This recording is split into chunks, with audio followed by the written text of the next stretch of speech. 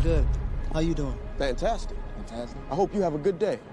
Hope you have a better week. I hope your month is full of successful days and a lot of great ventures. I hope you just come up, brother. I hope your whole fucking year is spectacular. Oh, you hope my year is spectacular? Yeah. You got something you want to say to me? You got something you want to say? Episode of One Gotta Stays, One Geek Tournament. And next episode, we are going to go back to the streets to fight crime. It's going to be crazy. We're going to get nuts. You want to get nuts? Come on. Let's get nuts. Almost as nuts as the Oscars deciding to go to Twitter to let the fans vote for the most cheer-worthy moment. You know what? We're going to get off of that. It's going to be all right because going into this, as long as you got me, I got you, we've got each other. I've got you. You've got me. Who's got you? As long as that happens, you won't have to come to me compelling me to tell any truth. And the truth is these choices are going to be hard. About as hard as walking into no man's land with nothing but bubblegum and a baseball bat. But I'm excited. So excited that I just have 3 words for you. Here we go. And with that, for PJ, for Paul, for Craig the Barbarian, for... What up, family? It's your boy Amadou, and we are back for another episode of One Gotta Stay. I have one more day of school with these kids left, and it feels like it because I have been rushing to get this done because I had to stay after and deal with kids. Anyway, you're not here for that. You're here for the show where I get cussed out by all these people for making them choose really, really, really tough choices. I mean, I thought it was bad last week. My panelists had to choose between Sparrow, Indy, Bond, Inigo Wesley, and Ian Malcolm. And the 2 that moved on for the action adventure episode was Bond and Indy to go up against so American and British James Bonds. What you got? Whatever. Yeah, basically. They're gonna go up against Marty McFly and Ellen Ripley in round 2. But today what we're here for in this episode of One Gotta Stay. We're here for the comics. We are here. We have to make the dastardly choice of trying to figure out personally who is the one character to stay from DC out of Batman, Superman, The Flash, Wonder Woman, Harley Quinn, and the Joker. But we're going to get into that. But before we do, let me introduce this great, incredible panel I have today. Back for another round. Because he saw the Marvel one, made his choices. Now he's back in the DC one. Chance Ellison, former team's champion in the Schmodown. If you don't watch the Schmodown, movie trivia at its finest, go watch the Schmodown. Chance Ellison, how you doing, fam? Yeah, I don't know much complaining. This list took me 5 minutes to put together. Yeah, I'm happy to be here. I'm happy to discuss some more comic book, more superhero, more super villains, and yeah, I'm excited to get into DC, my original comic fandom. No, Malcolm didn't find a way. DC is not my original comic fandom, and you'll see by my choices later. But great to have you. No. Next to him, first time on the show, first time actually meeting the dude, but I know a lot about him. He's actually posted for Bitesize before on our Black Voices post last February. Mr. Kobe Mack, part of the Minorities Report film review podcast. Kobe, how you doing, man? How you feeling? You getting thrown into the fire? Yo, what up? It's your boy Kobe Mack, and I am finally on One Gotta Go. Yeah! Stay, because if one goes, many gotta go. Get it right. Many gotta go. See, one gotta stay. Many gotta go. I find it, no matter what, I already know that when it comes to who's staying, that's the easy part. It's the going that's the fun part. Oh yeah, definitely gonna be a lot of fun. Appreciate you coming on. I'm gonna go down to this man here. My former faction mate, still a faction mate in my heart on the Schmodown, part of the Basement Yard podcast. I low-key didn't know how famous this dude actually was. Like he's being put on IG Reels as like the perfect man and getting as many views as he did. It's Frankie Alvarez. Frankie, apparently looking like the Cholo Italian J. Cole, according to everybody. How you doing? Yes, I am a Cholo Italian J. Cole. That's what I was going for when I did this.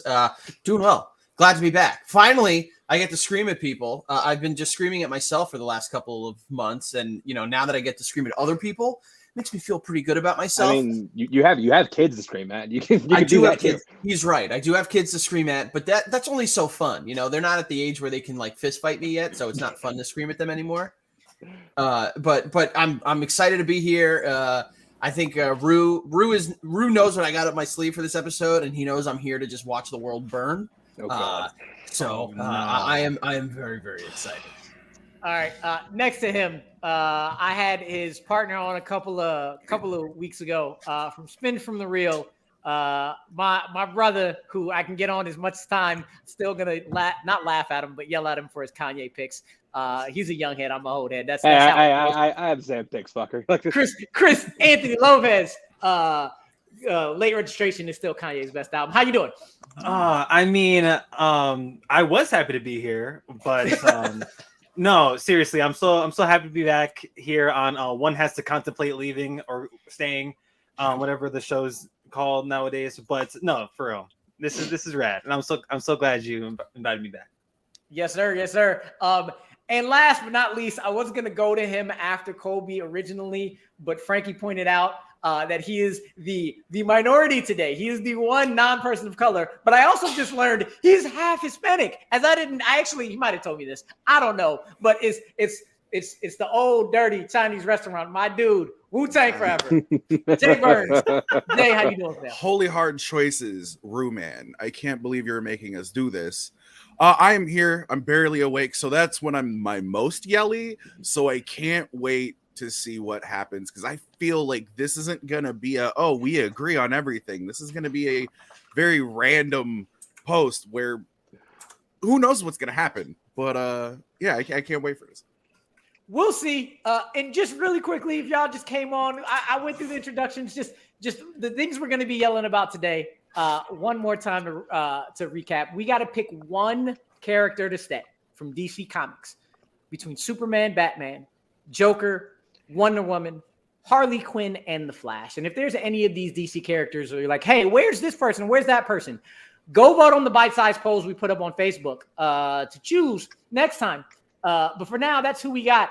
And to get this started, I usually don't do this, but you know what? I'm throwing myself into the fire. Oh God! Hell on earth. My number 4. This is horrible. So if you pull some stupid shit,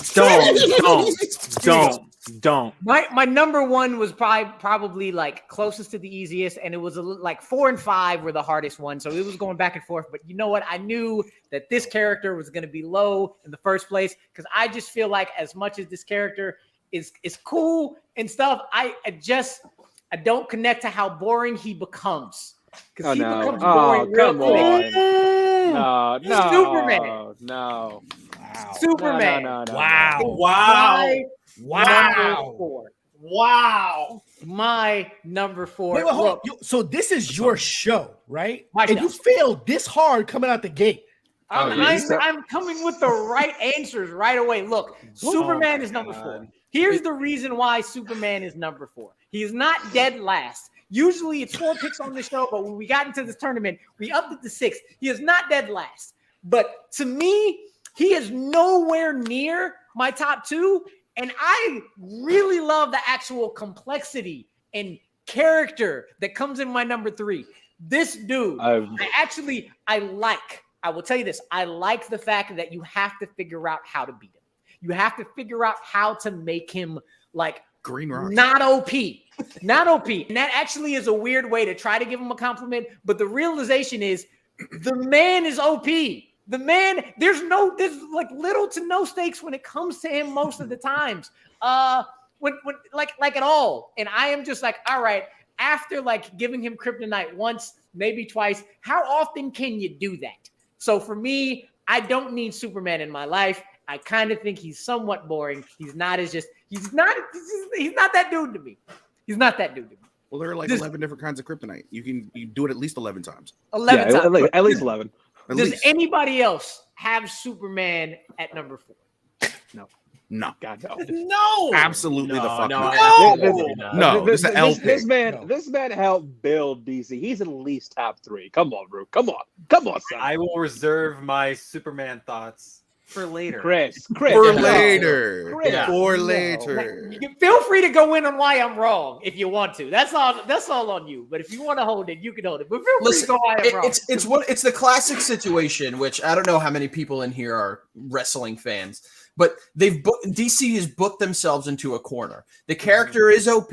He is absolutely there's only so much you can do, and you need to keep reaching down further and further and further into the bag. And it's the same exact idea as Roman Reigns right now. Who is going to beat Roman Reigns? Who is over enough to beat Roman Reigns? Same thing with Superman. You got no one over enough to beat Superman. So, Drew, you might be onto something. There's only so many combinations of Superman versus Goku, Superman versus whatever other character not in DC that you could do. I'm sorry. That's just me. But you know it's all right. Frankie, you didn't have him at 4.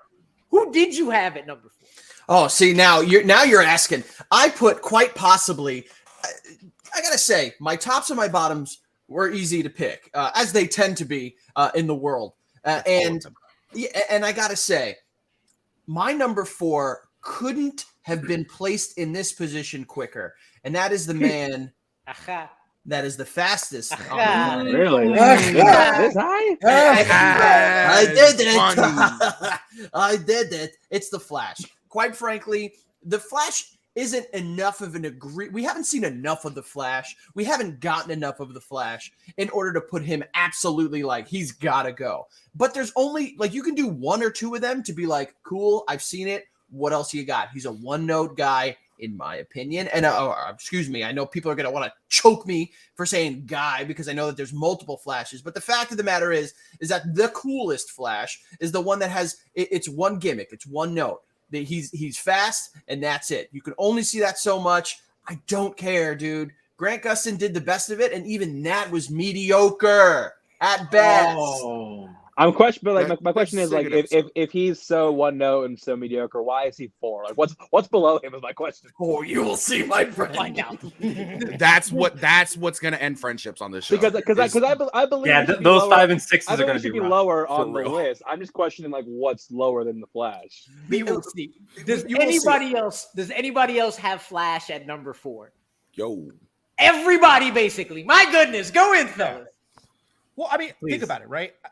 Like what Frank was saying is that like the Flash, he can also be OP. He has the potential to act and be a god. And in comic iterations, he has been such. Honestly, in comic iterations, everyone on this list has essentially been gods, right? But I think fundamentally what brings us to these characters is what they do on a human level and the way that they connect to us that makes us want to be them, aspire to be the heroes that they are or the villains that they may be. And also at the core of what their conflict is between where they are in relation to the people that are around them. And of course, who they are to a team at large with DC. When it comes to the Flash, there's one Superman.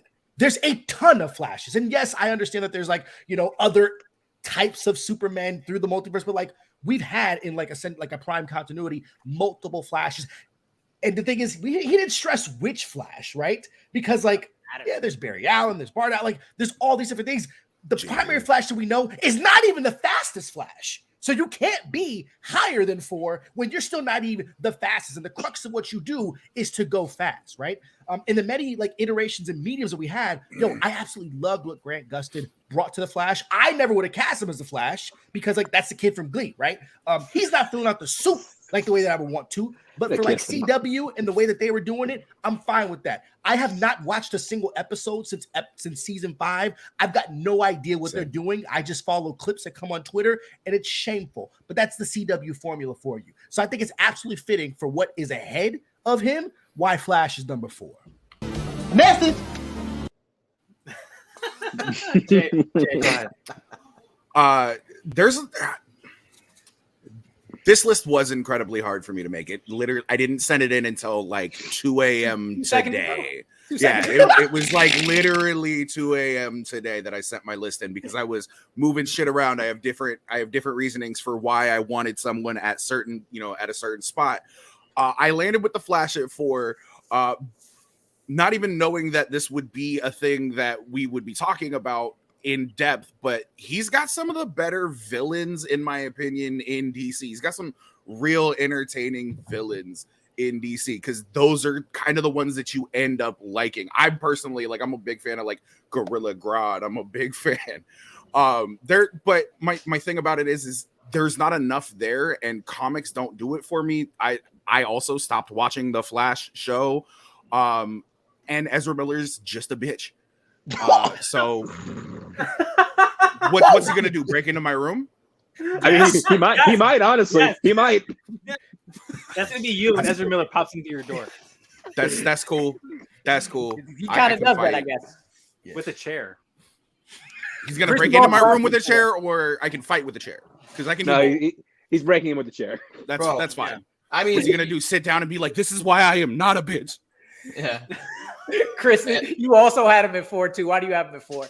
I did, but I'm gonna be way kinder to the Flash, because I think we all had different interpretations of how we picked these lists, and my reasoning for the Flash at 4 was because I loved the other 3 characters, where I thought the other 3 characters were more important, more crucial, more awesome in DC lore.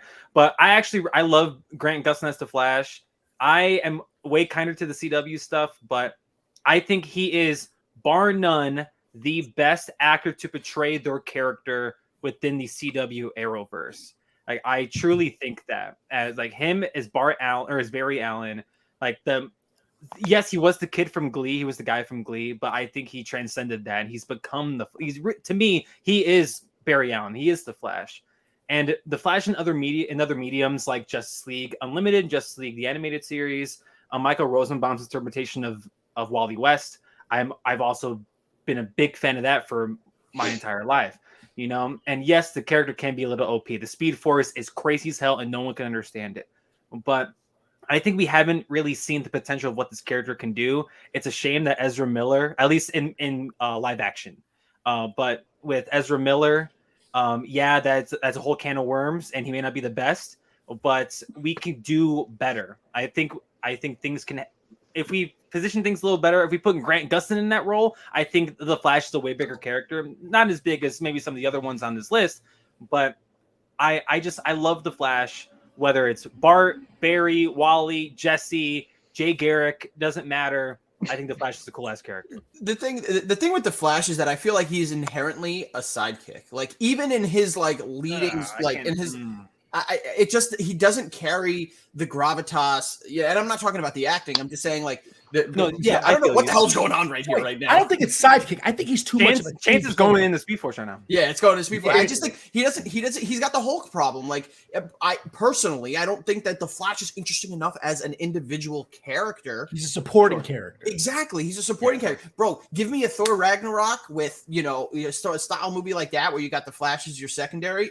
Even in his own solo movie, they had to bring him out Keaton's old crusty ass back. Okay, yes, get your ass back in those. Let's not shit talk Michael Keaton now, Chance. Let's pump the brakes. He's carrying that movie. No. I pay a compliment to Keaton. Like, he is gonna be carrying that movie. Crusty ass Keaton. Don't say you're paying a compliment to him. You look good. Don't you speak about my Batman like that. Like, get out of here with the Keaton nonsense. It is a fact of life. Time happens. The dude is old. He looks good though. He looks good, but he old. We can agree that the best presentation of the Flash is Flashpoint Paradox, correct? Yes, 100%. Yes, sure. And with that, it's a movie that is not his, that he has to share the screen with, with Thomas Wayne, with all these other characters. Come on, Michael B. Jordan, the cyborg, help carry this movie. Correct. Yeah. So I mean, with that being said, like, I think that's spot on, Frankie. Is that like he's not good enough on his own, because his central conflict to his character is not complex enough to be able to carry it all the way through. There's complexity with so many other people on this list that just pulls you in. And it doesn't get me wrong. Like, I think power-wise, he has one of the coolest things. Like, my favorite power set is teleportation and time manipulation. And he can do essentially that. But without anything else that drives him as a human, it's just like, I think it's appropriately for. Yeah. Listen, I'll move body Goku. I'll say it. I'll move Flash as long as in this movie that's coming out, if at the end Grant Gustin comes out and he goes, I don't know how I got here. I think it has something to do with Superman, but I'm starting to understand this world. Maybe we can team up and do some good. Look, my one comment to this is anybody who took he's the kid from Glee as an insult, screw y'all. Glee was great. We're gonna move over. I'm a Glee to the day. That's a different thing. Chance, That's did a you do different episode. Okay, cool. What? Chance, you were the last one. You were the only one we haven't heard you for. Who do you have as your number 4? So I do my list on this show as a combination of, for this especially, it's just a combination of comics, television, movies, and just how much I like the character in general. It's a whole cumulative process. So my number 4 is Wonder Woman. Now, let me just say, I think Wonder Woman is the greatest female superhero of all time.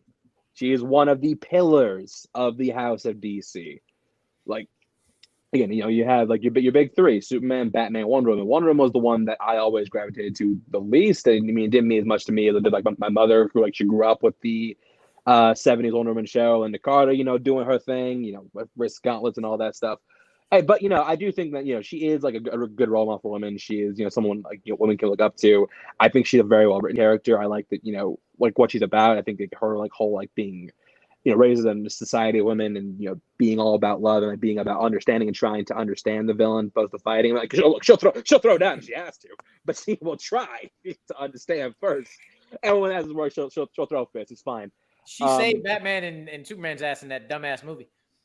She did. Oh, we will not shit on where she BVS. fought, all right, I am an ultimate defender of BVS. I will. All right, and I will shit. I will Ultimate Edition, maybe. Die on that hill, my friend. The Ultimate Edition's not better; it's just longer. But, yeah. But yeah, I think she's a great character. I think she's a great character. I love Wonder Woman, but it's just not a character that meant as much to me as does other people, which is why she's at 4. If she's higher for anybody else, I get it. It's just not cracking my top 3. And that's crazy because as you said, it is the big 3. I will say 84 was trash, but I did like Wonder Woman. 84 was trash. Facts. Don't ask my brother. My brother thinks Wonder Woman is one of the most overrated comic book movies of all time. I'll tell you, Wonder Woman. Brother's a misogynist. I'm good. Why does he hate women? The patriarchy. But nobody else has Wonder Woman at number 4, so we're just gonna keep it moving real quick. Before we do, just quick recap. I got rid of Superman because he's boring. Kobe, Frankie, Jay, and Chris all got rid of the Flash. He couldn't get out of here fast enough. I only said that because it was already in the comments. It was already corny. I'm just gonna roll with it. And Chance got rid of one of the 2 women. We're not completely sexist here. Not Don't call me a sexist yet. Not yet. Next round. Time. But the reason I said move on because Kobe, what you about to do with show number 3? I mean, it's called the Trinity for a reason, and not that essentially Wonder Woman needs to be the last in that Trinity, but I think it's she's essentially number 3, right? I think what she represents to DC is at the pinnacle of what female superheroism should be. I think that everything that what Wonder Woman stands for is timeless. I love the depiction. I love the work that Zack Snyder and Patty Jenkins did to be able to adapt her character to the big screen for the first time was fantastic. I give a lot of reverence to what Linda Carter did inside of that 70s TV show. I absolutely love the iterations of her throughout comics history. And every time that I see her where she absolutely works, in my opinion, the best is all the swings that they take inside of the TV medium.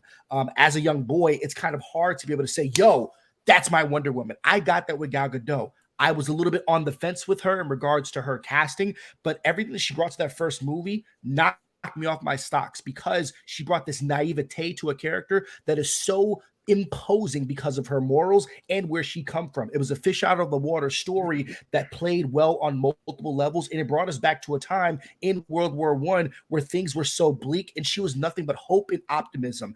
And like Superman, that hope and optimism with a feminine kind of flair to it is beautiful. She's strong but still sexy. I love the way that she plays off of different iterations that we've had, with Steve Trevor as this being this long lost love and someone that has always been her. He essentially is the Lois Lane, but for Wonder Woman. I love her power set. It's very it varies, right? Sometimes she flies, sometimes she doesn't. She's definitely emblematic of a time that was kind of corny, like a lot of these characters, but it kind of works, you know? I defend Wonder Woman 84. It's a fine movie on the Colby Told Me scale, right? It's like a solid like 6.5, almost even a 7. But you know what? I like almost. it. You said BBS, and you said 84. Let me tell you something. Don't even get me started on the Suicide Squad because that's a 7 out of 10. But I digress. The or just original? The original. Oh, no. The Oscar Who winner. invited this man? The Oscar winner. Stop it! Oscar. We will get to that sometime. But no, I think Wonder Woman is fantastic. She absolutely is wonderful. She's super duper strong. Shout out to Rosario Dawson being one of the greatest voices I've heard lent to her. Her most recent, I think over the past 5 years, what that character has done with has been great. I never really jived with her and her relationship with Superman, so I can kind of deal away with that. And because of that, she's number 3. Man, anybody else have Wonder Woman at their number 3? I forgot shout out Susan Eisenberg from Justice League, the cartoon. Like she's my favorite woman. I'm so glad you mentioned that, Chance, because I also have Wonder Woman as my 3, and it's more so I don't want to make it sound like shut up, Malcolm. Malcolm, you like movie 43? Stop it.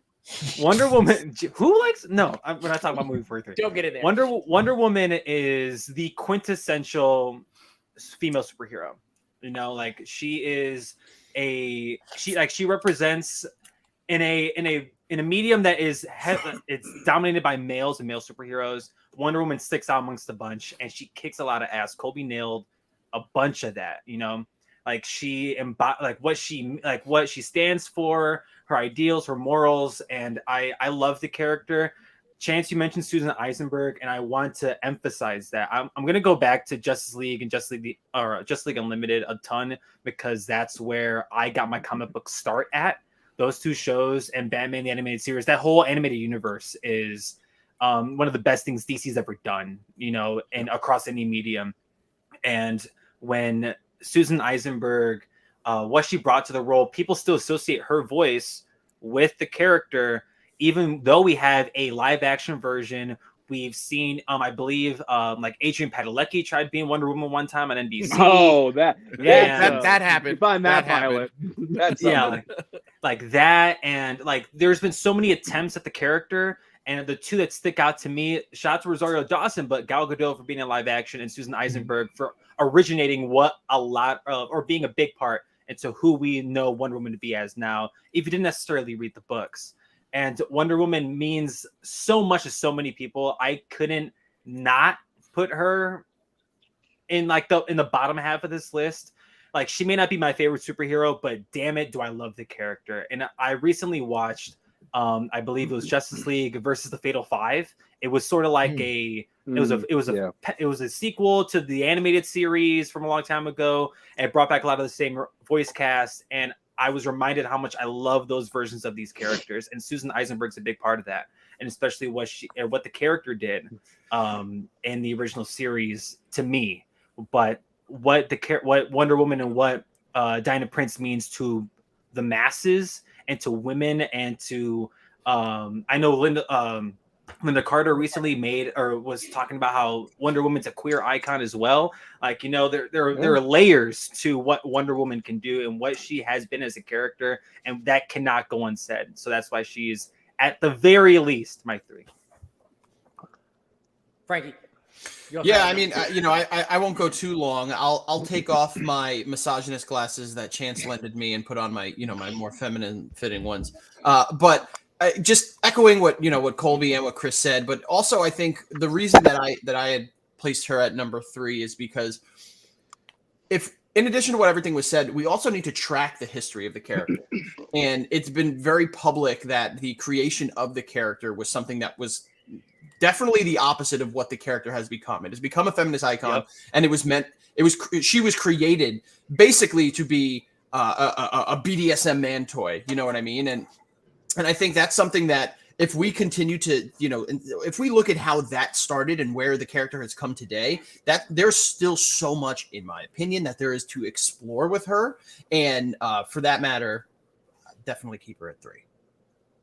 Well, all right. We're gonna go over from that. Head over to Jay. Jay, who is your number 3?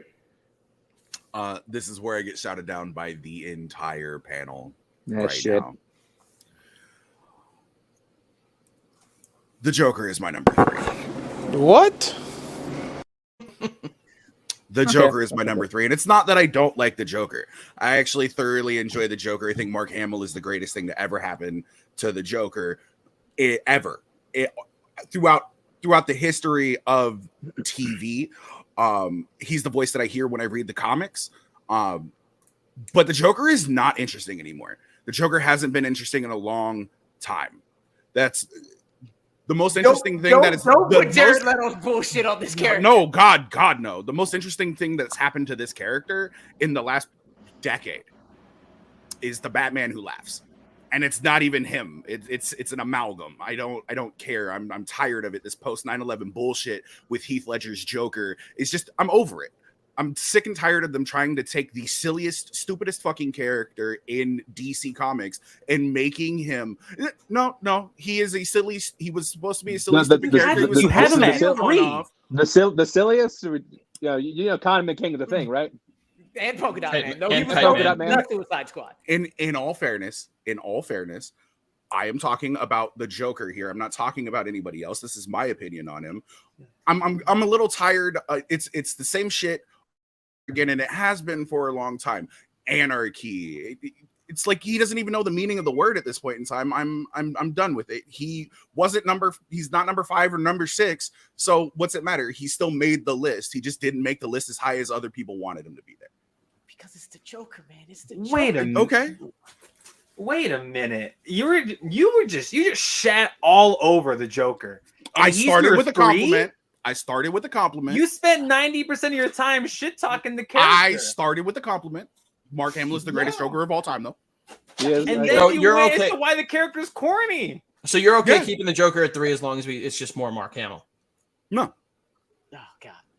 Anyway, anybody else have Joker at number? No, nobody else is Joker at number 3. Period. Point blank. Done. I'm gonna just go over to mine. Because I'm actually probably in low key the same spot with my number 3 as Jay's with his. So here's the deal with my number 3. Again, I said it before. Usually, before the tournament started, these lists were 4. You pick out of 4, but we expanded to 6. So sometimes my number 3 is still the essence of number 3. Like, I don't really like you when you get the hell out of here. For this one, this is more so you can't beat the top 2, and I really, really like you, and everybody else under you, I just So I'm gonna try to be more complimentary with this number 3, and for me, my number 3 is one Harley Quinn. Harley Quinn, who I believe is took the dude who just wants to watch the world burn and actually didn't just become, and I will preface this by saying I am nowhere near as knowledgeable as all these gentlemen on the entirety of these comics. I low-key, with Marvel, I know a little bit more. DC, it's movies, it's TVs, and it's some cartoons. Only some. So, like, my knowledge is not there. So I'm going based off of that, and I feel like Harley is one of the only times I have seen a character basically become a sidekick and a copy of the character and actually became their own person. Harley is different from the Joker. Harley is somebody that is not a copy of the Joker, that is not, and actually can hold her own without him. And I like Birds of Prey. I enjoyed that movie. It ain't the best, but it is up there. Margot Robbie is one of the best castings ever. I just find her interesting as hell to be able to take such a huge task of basically being Joker 2.0 and becoming your own character and not living in his shadow. And I just could not put her over my top 2, but this 3 ranking is not you're a shit 3 ranking. This is you're a damn great 3 ranking. You're just not cream of the crop. So we have 6 DC characters to pick, and we can only keep 1. So here's how we're ranking them and how they left. Gentlemen, Harley Quinn. Anybody else? Like, I'm curious because you have it 3 because you're disrespecting just like again over Superman, which is like one of the pillars, not just DC, but of comic books and superheroes in general. And you're picking her over Remember the Insane Clown Posse. Like it's insane. Like that's just a wild pick. Look, put Joker higher. I have done this 54 times now, and I have learned that yes, history and foundations make a difference. I mean, but if you hear about the house, but with me, it's good to build on sand. Bam. Harley is not. Superman is slightly. And I like Harley better. I don't need Superman moving forward. Though I would like. We need Harley. I would like to see Henry Cavill do it one more time. I would love that. Wow. But I would be more excited to see Harley in after Superman gets his one more movie, because again, Cavill deserves another one. After that, I want to see Harley moving forward. I don't need to see Superman. Anybody else with Harley at number 3? No, go ahead, Frankie. What's your deal? I was gonna say I don't know where like the internet confuses me sometimes, man. It really does for a multitude of reasons. But we're just one day waking up and saying like Henry Cavill like is like this iconic, piece of like he is such this heavy, great gravitas like actor that he deserves more. Like, dude, he was fine. I don't know why people are just trying to rewrite the narrative and make it seem like he deserves it. He deserves it again, man. Give him one more shot. And it was like, dude, he had what 3 movies? He had 3 shots. We gave it to him. He didn't work. One movie and like got saved by Wonder Woman, and then a shitty team up movie. Yeah. That needed to be saved by becoming 8 hours long and in black and white. Here's my deal. I liked Man of Steel. I just like to see him do one more. Reeve is still more iconic. Reeve is still the man. But I like Cavill. And I like Harley. I like Cavill under anybody else. I mean, yeah. Harley's fine. I think my biggest because like I do have her lower on the list. I think the problem with Harley Quinn is, and I think it's just like recency bias for me. In the last couple of years, I've just become very sick of Harley Quinn. I feel like DC feels need to put her in anything and everything. No, like I know what you've gotten sick of, my friend. You've gotten sick of the Harley Quinn cosplayers. You've gotten sick of going out on Halloween and seeing the daddy's little monster. Let me know up and down Scottsdale, Arizona. Like, just like, okay, we're putting her in Suicide Squad. They're putting her in Birds of Prey, which is like it's a Harley Quinn movie. Disguised Birds of Prey. Birds of Prey in name alone. Then we're putting her in the Suicide Squad. She's getting her own movie, and got to decide. I'm just like, okay, enough. I'm like, I'm starting to get a little. Sorry, go ahead. The Harley Quinn HBO Max show. I was about to bring that up. It is excellent. It is one of the funniest like animated cartoon shows ever. It is brilliantly written. I mean, Ever's a bit of a strong. Let's pump the brakes on Ever. Yes, pump the brakes on Ever. In regards to its writing and jokes, I would love to. It's very good. Name a funnier animated comedy. Family Guy. Animaniacs? You said Animaniacs? I'll support that too. I second that notion. Wow. Here, let me. Rick and Morty. Black Dynamite's funnier. Steven Universe. We're ragging on Harley Quinn a lot, and I don't want to expose her. I have her on my list, but the thing about the character is that she transcended not the comic, because she originated in Batman the Animated Series. She transcended the series. Like the fact that they created this character just so we can have a sidekick for the Joker, just so we can have someone for the Joker to play off of, and now she has become an entity of her own. Like that's something we can't underestimate or underemphasize as well. We got tired of the daddy's little monster, the baseball bat, and the makeup and all that shit, but it's what's another character that did that didn't originate in the comic books, that was a sidekick, wasn't its own standalone hero, and it became this big ass thing in 30 years, around the 30th anniversary of Harley Quinn. Like that's crazy as hell, and there aren't too many characters that can say that. So I can rock with what you're saying. That is why Harley is my number 3 as a positive number 3, not a negative number 3. But Chance, you again are the last one talking all that smack. Who is your number 3, dude? Just tell everybody who your number 3 is. Come on. Back of the bus, Rose. My number 3 is Superman. Thank you. And look, no, this is not a slight against Superman. I love Superman. I think, look, when you just like describe it to a generic hero, it's not generic. That's wrong. But like when you like your son's playing hero, what your kids are playing hero, what do you say? Oh, you're playing Superman over there. Like Superman is the quintessential hero that everybody like. That's like the gateway hero. Because why you want to be that you want to be that you want to be like this like all powerful like godlike creature, but also I think that he has like a lot of really interesting story behind him. Like there's like a really good Justice League arc where his mind's taken over, gets everything he ever wanted, but like at the cost of his powers. There's All-Star Superman, which is an excellent comic and an excellent animated film. Superman Doomsday, which is like one of the most shocking moments in comic history, which did kind of break comics for a while, but that's completely unimportant. Point is, when you think of superhero, one of the first things that will always come to your mind is Superman. Doesn't matter, if it's the Reeve era, the animated, Henry Cavill, sure, whatever. Point is, like, dude's an icon. Dude's an icon for DC. Dude's an icon for comics. Dude is an icon just in pop culture in general. I think he's absolutely like the fact that if I only has a top 3, I think that's ridiculous. The dude deserves it. He's earned it. So far. I know so far. I'm just saying, like, nobody else has a top 3. I think it's ridiculous because like he is like the quintessential superhero just in general. So yeah, only reason I don't have him number top 2 is because of someone else he threw in the mix that I had to get precedence over. But yeah. All right. Well, let's start getting to the nitty gritty. Just a quick recap before we get into here's everybody's possible top 2 and bottom 2.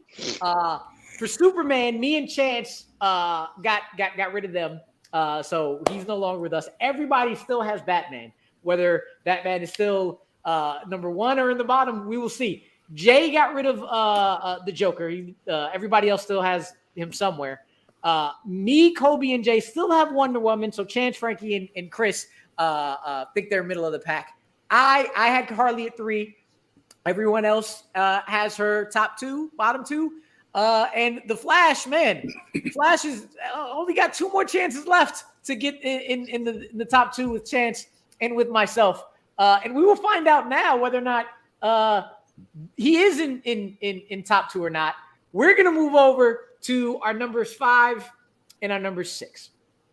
So for me, my 5 and 6, and I'll tell you this, my 4 and 5 switch, Superman was almost number 5. But I had to put Wonder Woman down there, and Flash, I don't give a flying fuck about. Can I just ask a question? Period. I don't care. Wonder Woman was close to my cardio. 4, but Jay, when he put in his list, he put in a really good point where like she does really well with somebody with everybody else, and not too much on her own. However, I will say she still is very iconic. But Superman. I think here's where my like legacy came in, where Superman had to be right above Wonder Woman. I have a question, real quick, and I'm gonna do this so I can. Superman's been above Wonder Woman multiple times. I have a quick question. If we're role playing, can I play PJ? Yes, you can. You can. Dibs on I was Wit. gonna say that. I told you. I've been busy. I wasn't able to change that, so I don't know who was PJ, but I know that Paul Preston was Kobe. So Kobe, your bottom 2. Just give you a quick recap of why you don't like clowns. Goddamn. Harley is your 5 and 6.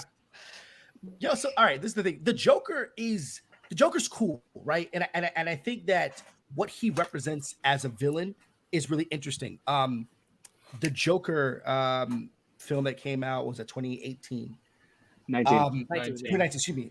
It's brilliant, right? It was a 9.5 out of 10 for your boy. I found it emotionally stirring. The score by Anna Gunnar was mesmerizing. It was transfixing, and I think it dug into a psyche of what a broken man was and what society can do when we leave these broken people unchecked and ignored. Taxi Driver. Yeah, true. I mean, the thing is, I've never seen Taxi Driver, so I don't have a bias. You've essentially seen Taxi Driver if you watched The Joker. Great, so that means I've seen a better version of it, right? No. So That's a crazy. I haven't seen Taxi Driver. Hit, that's a crazy ass take, though. You've watched a hit piece on American healthcare and how they treat the mentally disabled or the people with mental issues more than you watched a movie about the Joker. But the thing is, the presentation was simply fantastic. I thought the screenplay was like super dope, and like the performance is the reason why Joaquin Phoenix was awarded the Academy Award for lead actor at the Oscars that year. what the Joker represents is chaos. I think that the way that it was dealt with inside of The Dark Knight, which is heralded, at least for most folks, as a top 10 all-time comic book movie, let alone DC movie. That's not a hard list to make. I mean, we've had a lot of comic book movies, and I would say it being top 10. That's pretty good. Pretty good. Sorry. I think you broke him. Oh, no. Damn, you broke him. You broke Colby. Hard. I mean, just in the past 10 years, he's back. Batman movie. It's not a Batman movie. It's a Cape Crusader film. I still yet to get the full realization of I want my Batman to look like on the big screen. The closest that we got to that was what Ben Affleck did in Zack Snyder's films. I can leave that for another argument. But what the Joker is that he does not exist without Batman. So he's two sides of the coin. So I don't have him strong enough to be at a number 2. And the reason why I have him as my essential, last is that what Harley represents is something a bit more. She represents the other side to that because she is begat from his fractured psyche, where the Joker, everything to him that life is a joke, and he chooses to exploit that. I think with Harley, she's still in search of something else outside of it, and I think that is much more perplexing of a character for me to want to invest into. All right, going there, Chance. You have the Flash and Harley as your number 5 and 6. So Flash just getting no love here. Yeah, I talked about Harley earlier, and just again, a lot of reasons why I'm just a little sick of her.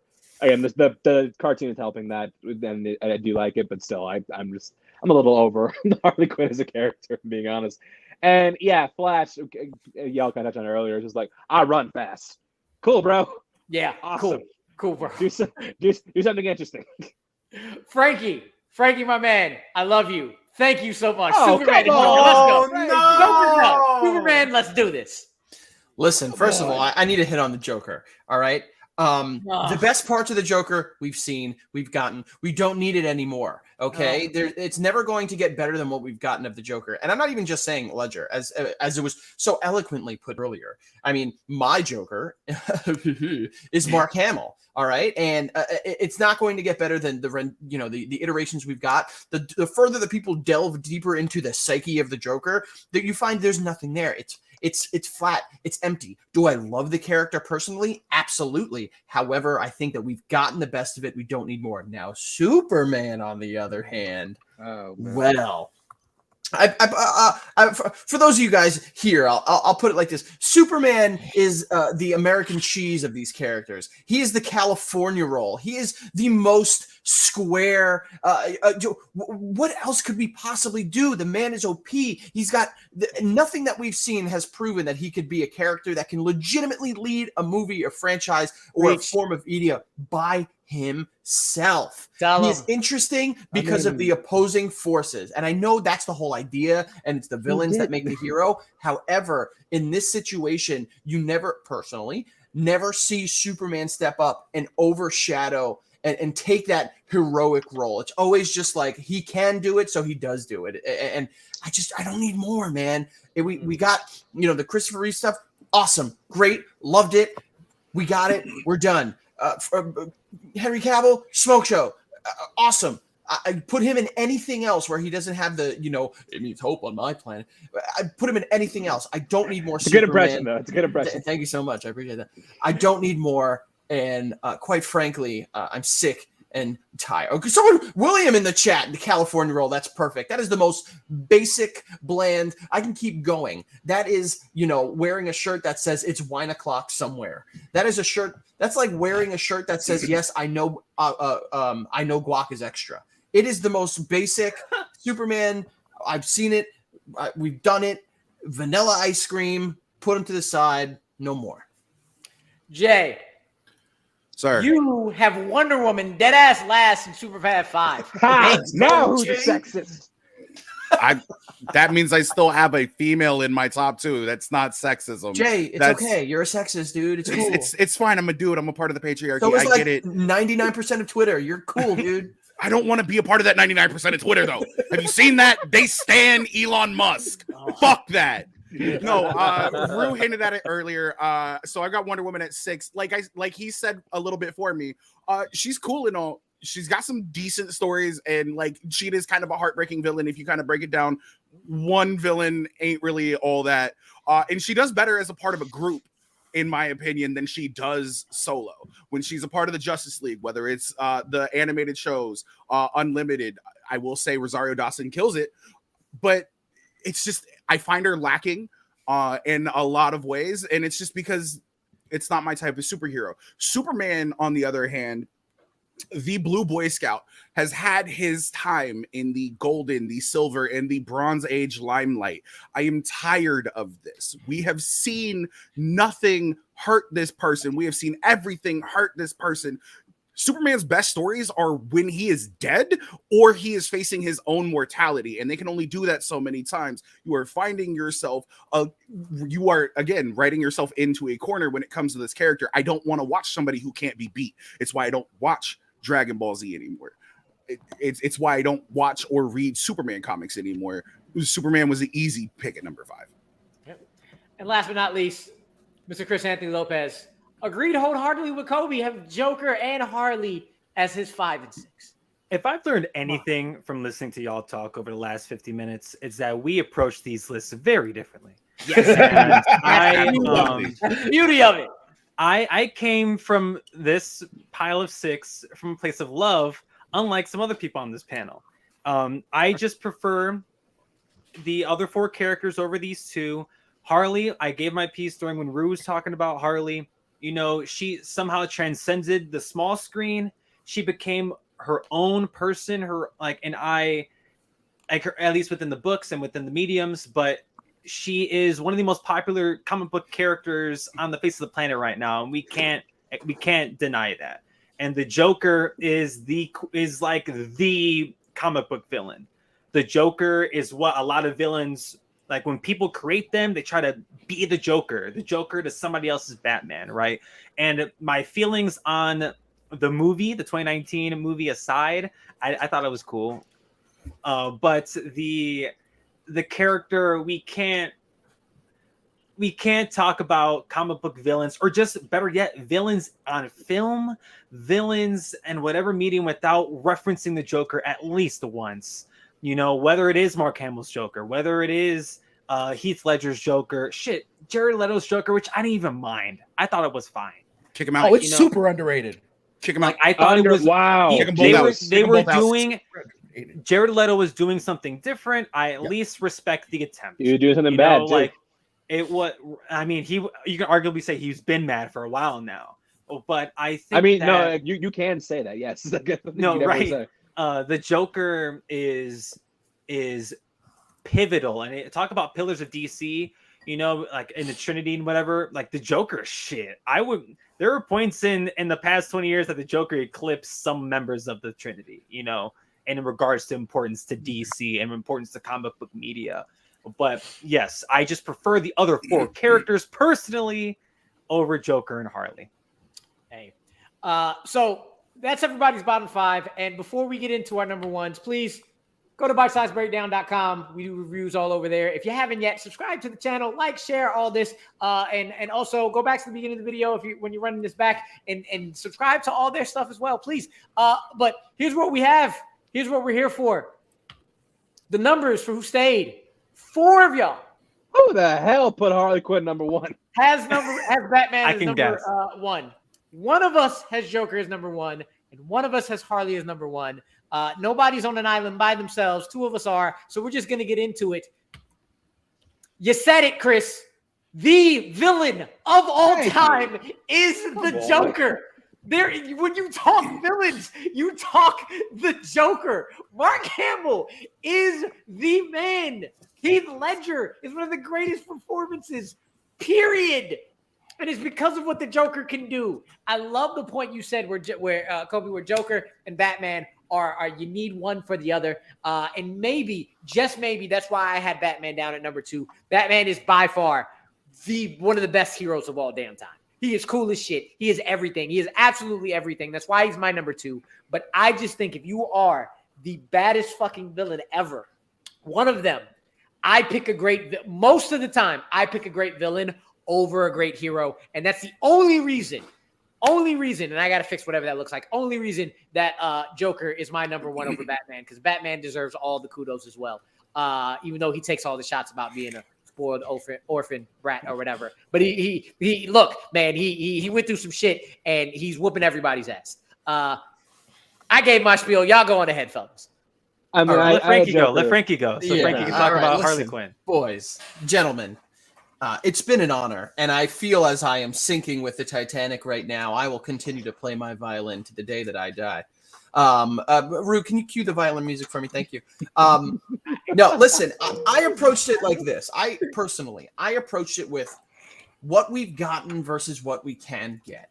And that's the way that I had booked my list. And in my opinion, we have seen versions of the Joker, because that's what it is. Harley versus the Joker. In my head, it was Harley versus Joker. One of them had to go. In my opinion, we have seen versions of the Joker that have not worked. Period. End of story. Regardless of if you liked it personally, the fact of the matter is that the Joker is such an iconic character that if it unfortunately does not play to the masses, it is technically a failure. And we have seen versions of that have not worked. Someone earlier brought up. What is your definition of not play to the masses, though? Yes. Because I mean that's very subjective in regards to, because I mean in the iterations we have, we would agree that in Batman '89, Joker worked. Yes. But listen to what I'm saying. I'm not necessarily saying, like, with your personal opinions on Jared Leto's Joker. Personally, when I remember seeing the movie and I was like, I don't hate this. It's new, it's different, but I don't hate it. But the fact of the matter is that is, if you look at the Joker and a lot of these characters, they're basically American mythology. And if you take a character, and it is, I think it's safe to say, the Jared Leto version of the Joker is universally hated. Not universally, predominantly. Yeah. Excuse me. I don't think that's I don't think that's hyperbolic. I don't think that's an exaggeration. But what I'm saying is, I get where you're coming from. Have we seen a single version of Harley Quinn that people are like, I really don't like that? And I do, just in my opinion, believe, because remember, I made this in my opinion. I guess where I wrote this, I was sitting at an Auntie Anne's pretzel spot. Okay. And that's where I came up with this. That's why I was watching the world burn by destroying my insides with an Auntie Anne's pretzel. So I made my list that way too. Fact of the matter is that there's so much more that I think that we can do with Harley as a character, and there's more interesting stuff to get into. I mean, the last movie really got into it with just some of the traumas and everything that she's been through and stuff like that, and that's so much more interesting than someone that just, quote unquote, wants to watch the world burn. That's why I put Harley up there. Also, I really truly believe that we have not seen a version of Harley that people just don't like. I think that there's more room for improvement, and it's only going to get better if it's handled well. The Joker, we've seen the best. Will it get better? I don't think so. I got one real quick thing to say. We all keep saying that, you know, he's just a guy who wants to watch the world burn. Like that's not, he doesn't even say that. Like, I know. That's Alfred. You're using it as a descriptor from bro. But that's a great descriptor. It's a great. It's not a great descriptor. Let me say, because I had Joker too. The criteria of this list was not who do you want to see more of. It's who has to go. I want Joker to go. And Harley's going to be the one you see more of, though. Anyway. Yeah, but like we get more. But my point is, like, you don't have to take us the criteria of like you don't want to see more of that character, but you got to look at what's been done better. I think the Joker has had higher highs than any version of Harley's ever had, and any version of Wiley's characters have ever had. And there's also been very little, 70 years. We have to understand. We're not exactly like this is not an apples to like this is an apples orange comparison. We've had very few iterations of Harley Quinn, but I think that's why you can't. I think that's why you can't put her this high. Like you can't have her the top tier where you have like these like decades of history with characters. And I get it. Look, Frankie, easy, brother. That New York he's about to punch right you now. like you're a toddler, bro. But yeah, no, like, Rue, I get everything you're saying. Like, and again, if you did not include the Joker, the Trinity would be my top three. But the fact that you included the Joker, and the fact that you included what I would argue is maybe the greatest comic book villain of all time. And I think that the interesting about him is the fact that you don't know where he comes from. You don't know what he wants. It's hard to figure out his motivation. And I actually did get I went back and forth with him and Superman at my number two. What really put him over the edge was actually the Batman Arkham video game series. The fact just what he was able to do, and especially in that's Arkham a very Knight, good point. Thank you. In Arkham Knight, where just like he's literally inside Batman's head. I'm like, that's just an interesting way to take on the Joker. But yeah, and I think that's good. You know, Leto, whatever, Joaquin Phoenix, sure, fine. But I think that the great portrayals, the one that we love, those are going to stand the test of time better than the shitty ones we've had in the last couple of years. Yeah, but who would you rather have? Okay, would you rather have a Miguel Tejada who's hot in 1 year and then is just like fine the rest of the other years and quite possibly hell of bad? a reference, or would you rather have just like a solid Derek Jeter who's coming through and consistently. There's no way you're equating Harley Quinn to Derek Jeter, El Capitan, bro. Yeah, you said Derek Jeter's Harley Quinn. Shot Jeter. You should have shot A-Rod. The baseball references almost got Frankie kicked, but he said Jeter, so I'm good. First of all, I'll die for Jeter any day of the week. All right, how about this? I'm also die for Jeter. We got. How about this? We got would you rather have a Jared Leto? Not Jared Leto. Would you rather have a Joker who's a Miguel Tejada, 2002 Miguel Tejada? Stop bringing up Miguel Tejada. Or would you rather have Harley Quinn? 20 years old. Stop. Why are you dogging on Miguel Tejada, dude? Would you rather because have he's the only Quinn? one who remembers him. It's like, oh, you got to keep him alive. I remember him too. Would you Astros rather have or Orioles? Pick your choose. Would you rather have this iconic Harley Quinn who is akin to, let's say, like a very consistently great Jim Edmonds? I don't know. What would you rather have? Harley Quinn is like Andy Pettit. Stop it. Okay. That's great. Okay. You know we haven't even gotten to Batman yet. Look, Batman. All I gotta say is 3 words. Because he's Batman. That's it. That's the whole argument. Because he's Batman. Yeah, no, like Batman. He was my number 2, and he was going to be 1 or 2 no matter what. No matter what. I got nothing bad to say out of him. Y'all wax poetic about Batman because I was thinking about this the other day. I was like, why do people love Batman so much? And I think because Batman, but also because out of like the big superheroes, he's just a regular dude. Granted, he's got all the money, but he's just like a regular dude. So like, there's like that inherent stakes whenever he's doing something, because like, oh yeah, like anybody hits you too hard, like your ribs are crushed and you're down for the count, brother. But yeah, like he got all these cool ass gadgets. He's got a cool costume. He got this, and I think he's a character who he's someone who can always translate with the times. Like like you have like the 60s Batman, or you have like the Keaton in the 80s, or like the 90s the animated series. Like he is a character who will always translate to a new era and always translate really well. And he's someone who like people just like they love to watch Batman do Batman stuff like that. There's a theater in Burbank where there's a statue of Batman just because, like, for no reason other than it's Batman. People love this guy. So yeah, I think that when you think of DC, Batman will be one of the 2 faces, usually the first face you think of when you think DC.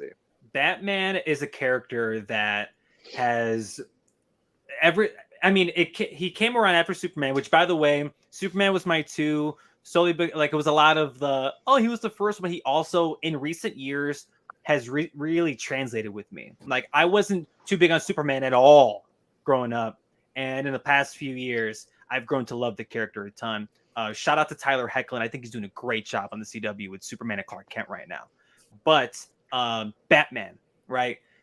Like what Chan said, you can put the character in any situation, any time period, and the character somehow still works. I.e., look at Gotham by Gaslight, look at Batman Beyond. Right, 2 drastically different versions of the same character, and it works. And yes, is Batman everywhere? Of course he is. Are there a butt ton of movies about him? Yes. Will there continue to be movies and shows about him? Yes. But damn right.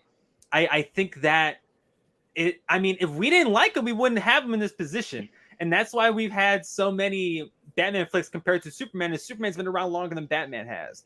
And I think that with like the presence of what the character has done, whether it's been in comics and television, on film, it's fucking cool. All right, it's just cool as hell what Bruce Wayne can do, and Bruce Wayne singularly. Like, I know there's Terry McGinnis and there's Dick Grayson was Batman at one point. Yeah, sure, whatever. Well, but like Bruce Wayne and what that character has done, being the crux of many Justice League stories as well. Like the Tower of Babel is one of the coolest things ever. Like in Justice League Doom, for those like a nice translation into animation and onto film. One of my favorite pieces of DC media. I love that movie so much. But Batman, we saw in the Batman recently that although folks are still so like a character can be so oversaturated, yet still find a way to be different enough from its other interpretations and still be successful. Like Robert Pattinson was like, "Why you got the guy from Twilight to be Batman?" And he was cool as hell. I had to defend the shit out of him for so long, and the man delivered. Even though he wasn't Bruce Wayne, I don't see Bruce Wayne in that film. He was Batman 24/7. Batman the whole but he was time, still and I cool. don't care. Yes. Well, that movie's not called Bruce Wayne. It's called The Batman. The Batman.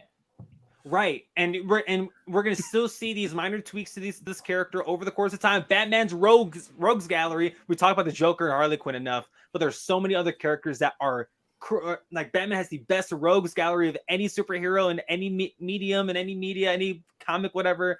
Batman is the shit. Batman will last the test of time. That's why we're still talking about Michael Keaton's Batman, and that shit was over 30 years ago. Crusty Batman's a cozy blanket. It's coming home on, in the winter months to a nice cup of hot cocoa. You want it. You no matter how many times. But Harley Quinn's like coming home to Miguel Tejada. He's on the couch. Miguel Tejada's on a bearskin run. Sway, take a few steps back. You ain't got the answer, Sway. Listen, I would say I've actually I think Harley Quinn would be more of a Grady Sizemore, but we're not going to get into the nitty gritty of it. But Batman, you always want more Batman, even when you don't, and that's why they got that BBE, baby, that big bat energy. No matter how many times we get Batman, we want Batman. He is, in my humble opinion, as I've said so many times. Comics are American mythology, as we see, Thor, Loki, and the Norse pantheon, and then you see the Greek pantheon, the Roman pantheon, the Egyptian pantheon. American mythology is comic books, and Batman has taken that and he has become something larger than that. Okay, the Batman logo is probably more recognizable than anything else on this planet. So. Just it's Batman, baby. That's it. That's all you got to say. No one's gonna say no to more Batman. Even bad Batman is good Batman. It's like they say about sex. Even bad sex is good sex, dog. Bad Batman is cold pizza. It's damn still right. pizza. Kobe and Jay, anything to add? I'm pretty sure y'all do because y'all been going crazy today. Go ahead, Kobe. I got something to say about my number 2 pick before my number 1 pick. Yeah, I mean, at this point, we kind of know pretty much where everybody is. Now we kind of got some weird, stuff out of the way. But what makes Batman it, and especially with this show, is one's got to stay. Understand that what's represented on this list of 6 is essentially 3 of the Batman universe. So that alone tells you that those 3 should trump the others. Maybe not, but understandably that without Batman, there is no Joker. Without Batman, there is no Harley. What makes Batman intrinsic to American storytelling, setting aside the mythology that's been built up, is the fact that we are dealing with an unsuperpowered person. That means someone that looks like you and me, testing themselves, pushing themselves to the very limit. Right? But with a bunch of money, just also that kind I don't even want the money. Dripping, right? But the thing is that facts. What is nice is that he becomes a standard and understands that he has a fight in which he feels like he has to do this on his own because he does not want to burden people with the same plight that he has. He feels cursed not to be Batman, but to be Bruce Wayne, because it's so essential to his core of how he operates that Bruce Wayne is the veneer, where Batman is who he truly is. We've gone along this journey for decades, and the reason why it's always successful is because the math works. We get the principles and the core succinctly. The fact that we get from Batman, it spawns off, it spawns off Dick Grayson, and it spawns off, Tim Drake, and it spawns off even Damian effing Wayne. There's so much you're able to get from him in the way that he has a man in his life that's not his father. And we get this father and son archetype that's explored in a very messy and unique way between himself and Alfred, and understanding that he has a appreciation for women that's very different than a lot of other heroes, in the way that he cares fondly for Barbara outside of what we got in one of those animated movies. Bring that up. But the one thing that is so cool is that I think what I love about Batman is that his villains are not carbon copies of who he is. Like, think of the principal villains and their nemesis, right? When you think of the Flash, it's Reverse Flash. You think of Wonder Woman, it's Cheetah, I guess. Right, I guess in that instance. Or Ares, depending on what medium you're in. Correct, right? When you think of Superman, his arch nemesis, a bald guy, is with cancer. Is Lex Luthor. But the way that he battles Lex Luthor is principally with wits, because Lex Luthor is always employing the help of someone that's on par with Superman strength-wise in order to win a battle. And ultimately, Lex Luthor has to don a suit to take on Superman. But with Batman, this man has to kind of play down to these characters that can hold their own in a battle, but oftentimes they're using their knowledge. And like, he's the world's greatest detective for a reason.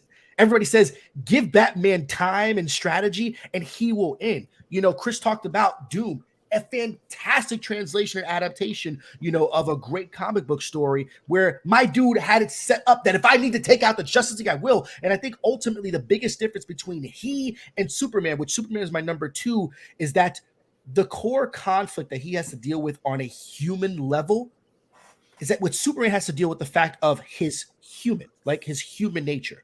Where with Batman, we have to see him contend with society around him and his morals and how to best deal with that. It's funny that they both apprehend bad guys, but only one is called a vigilante. Why? That's the beauty of that story. That's why we'll always keep coming back to it. And once again, shout out to Ben Affleck being like the best animated, the best animated to big screen translation that I absolutely fawn over. And I pray that Kevin Conroy went to the big screen. He still did it. Kevin Conroy, greatest Batman of all time. Yeah. Ben Affleck, number 2. It's so hard. Like, I want to say that because Kevin Conroy is my Batman, right? It's just like that limitation, that medium is it's hard, right? You know, like he also played Batman in live action on, you guessed it, the CW. I didn't watch it. I wouldn't know. It's a great platform. Jake, real quick, I just want to say one beautiful thing about being the creator of this show and this concept is I can low-key know how to cheat. The whole you can't have Joker without Batman. Since I saved Joker, how many times does he go up against a Batman? I get to keep still seeing him. Okay, Jay, go on ahead. Well, no, so that's my thing, especially when I was going to bring up my number 2, because my number 2 was Harley.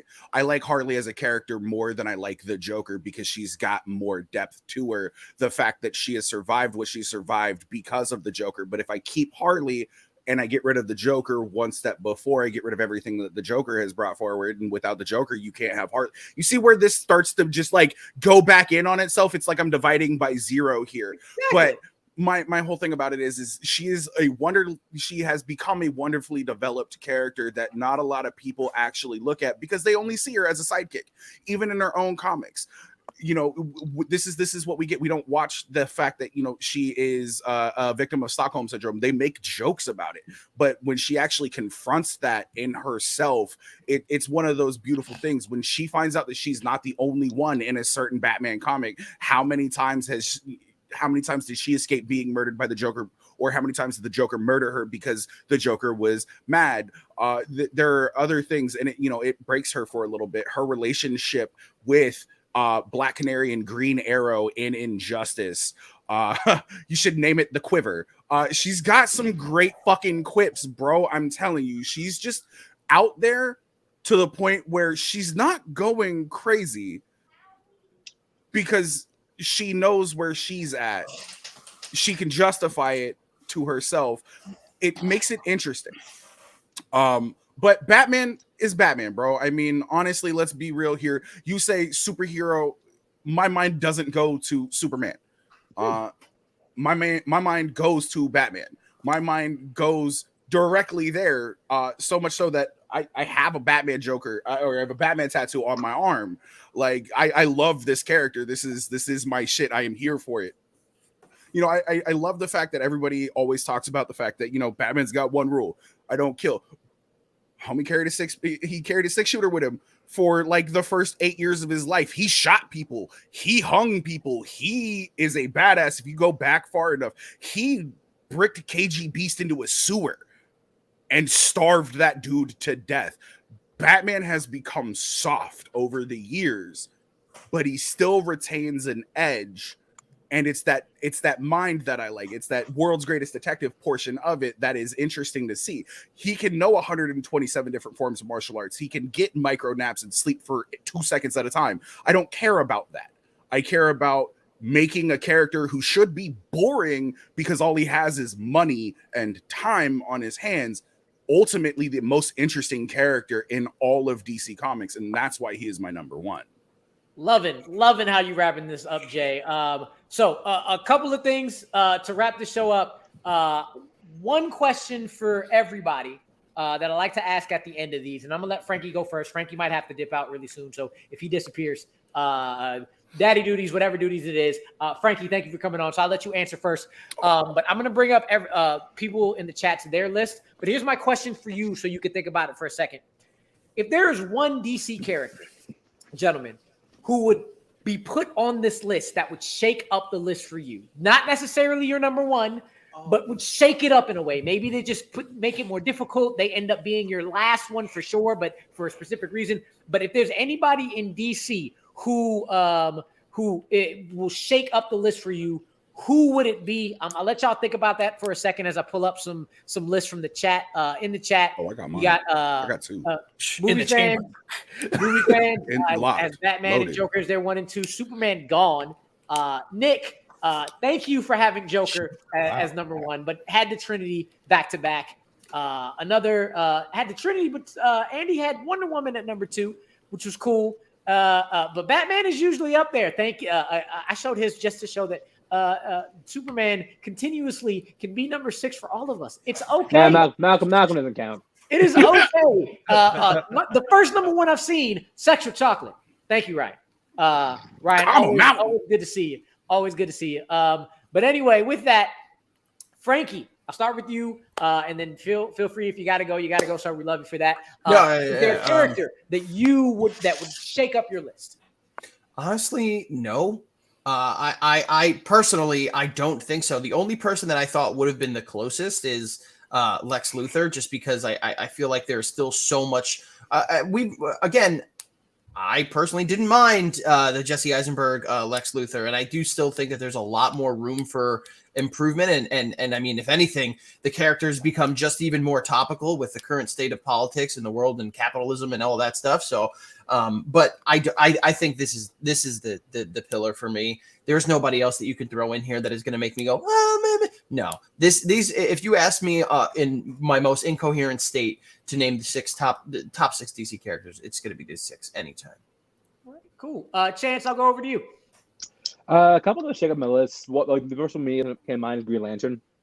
I've always been a huge Green Lantern fan since I was a kid. A couple others, Dr. Fates. I became a massive Dr. Fate fan over the years. Super excited. He's one of the few reasons I'm actually excited to see Black Adam, because I think that movie is just a giant mistake waiting to happen.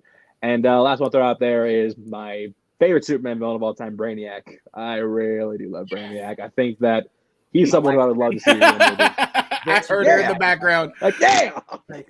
Yes. For me, I do know why. I love the shit out of this movie, and I think it's one of the most underrated movies. And then when he came up on Legends of Tomorrow, I just loved him in it. And for me, it's Constantine.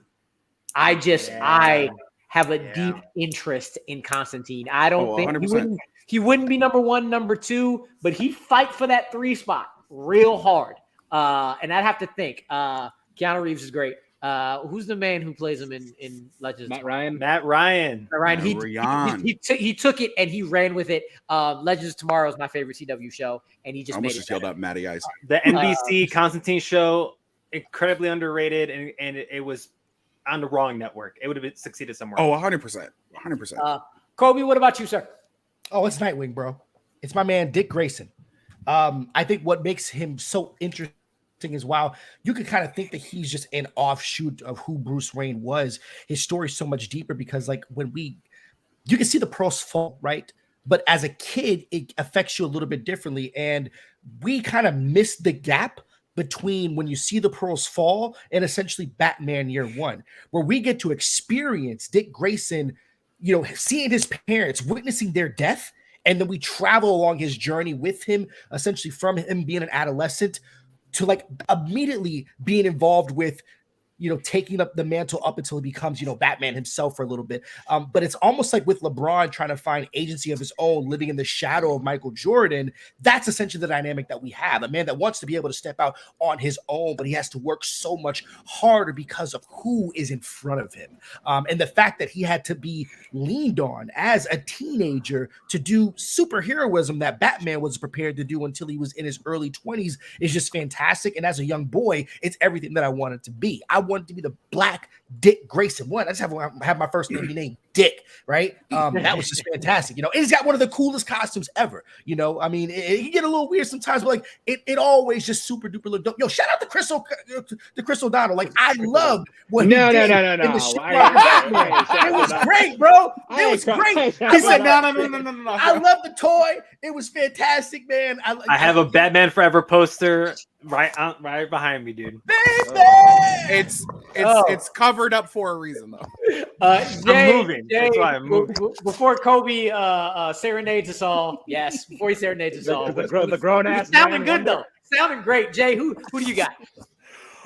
There aren't very many. Chance said one of them right off the bat. It was Green Lantern. Any one of them, to tell you the truth. Honestly, you could throw Sinestro in this bitch, and I would still probably be like, I don't know. He's definitely worth a spot. And Green Arrow. Both of them have green in them. I really do like not only the shout out to the CW for the 85th time this episode. It's almost like we're sponsored by them or some shit. But we're not. Definitely not. We should be, but we're not. But Green Arrow has some really great storylines. Shout out to the Injustice video games that also haven't been said. And shout out to Peter Weller for The Dark Knight Returns Part 1 and Part 2, playing probably the second greatest Batman of all time. And Chris, what about you, my man? Big love to Green Lantern. Y'all mentioned him. For me, it would have been a toss up between Jon Stewart and Hal Jordan, but that's I know like Kyle Rayner and Guy Gardner, yeah, all them. But three came to mind, and I'll talk about them briefly. Jason Todd's Red Hood. It's one of the coolest characters that I resonated with as a teen, and I thought he was so damn rad, so damn tormented and conflicted. And Under the Red Hood's one of my favorite Batman movies, if not my favorite Batman movie. And I voted on this poll that Amaru mentioned at the top of the show, and I want to say I voted for them. Blue Beetle, Jaime Reyes, and Static Shock. If I want to sneak in some Milestone comics, I love Virgil Hawkins with my entire heart, and I'm reading the books that Milestone has. Season 1 is super rad, and I want to see Static in more things. Hey, HBO, do a damn Static Shock show movie and cast Caleb McLaughlin from Stranger Things as Virgil Hawkins. I'll watch the shit out of that. Watch the You'll get Jaden Smith and like it. No. Ass. All right. But please, do you have any more, Static Chris? Shock? No. Yeah, Static Shock. Matt will love that pick. Static Shock is great. All right, so still got two more things to go. First, very important. Who's moving forward in this tournament, though? Who's going Batman, up obviously. Who's going up against Spider-Man and Wolverine? The fans voted, and they have Batman number 1, Superman number 2, and Joker number 3. And the way this goes is if you get a first place vote out of us 6 in the fan vote, you get 5 points. If you get a second place vote, you get 3. And if you get a third place vote, you get 1. And the top 2 are going to be moving forward. So, of course, Murdered, 31 points. 5 stays, 2 almost stayed. So got 31. Next up is Wonder Woman. Got 3 third place votes. So racked up the points, but at least I love you, Diana. The numbers. Sorry, girl. Joker, I love Clay. Joker coming in with 10. I kept him. 1 almost stayed, and 2 were in third place. 0 love because who cares? Don't. I love you, Barry, Wally, Jesse. God damn it, Barry! I can't wait for him to fuck with the timeline. Harley coming in and barely missing out on top of Joker. Ooh. Barely missing out on top of Wow. Joker. So we got Batman and we got Joker. So does Superman come in and take it? No, not with this show. Yes. It's a tie. Oh! It is a tie because 3 of y'all had 3 people, including the fans, had number 2. So the way this works is we got to go back up to the top and we got to see which one got a 4th place vote. And if more than one got a 4th place vote, and because of me, moving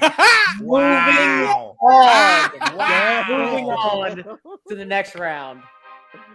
Wow. Yeah. We got Batman and Superman because I decided to keep him at 4 and not put him at 5, going through and going on to face Spider-Man and Wolverine in round 2. That one, if you thought this one was rough, that one. Oh, it's going to be Dark Claw all day, bro. That one is going to be fun. Sure. I want to thank my panel for sure. This was one of the funnest episodes. Loved every second of it. Would love to have y'all back on. Again, please go check out the website. Subscribe to the channel. We got the reviews for We Own the City and Hustle, that new Adam Sandler sports movies. We talk about sports just as much up on Bitesize Breakdown right now. But of course, before we get out of here, as always, the riddle for the final matchup of round 1 of One Gotta Stay's One Geek Tournament. And I'm telling you, I am coming through swinging for this one. Ready with my pots and pans. I'm telling you, if you think that this day, you think this, because it's the last one, that I am just going to not care who goes through, it is not this day. Okay. Look, if you don't pick my picks, we enemies. You don't have any friends, so you better come at me with all you got if we're not agreeing. Because what I'll do is I'm coming for you. I'm coming for your picks. I'm going after trolls. Damn it, I'll take out an elephant if I have to. So if after all that, don't come to me saying, "Yo, toss me a bone here," because your picks are not made for the long run. They're only, you might think they're dangerous over short distances, but if you think that, this is all I got to say to you. You shall not pass. And if you think you know what the list is for next week, put it in the comment section below. For Kobe, for Jay, for Chris, for Frankie, and for Chance. We'll see y'all next time. Peace. What you just said is one of the most insanely idiotic things I have ever heard. At no point in your rambling, incoherent response were you even close to anything that could be considered a rational thought. Everyone in this room is now dumber for having listened to it. I award you no points, and may God have mercy on your soul.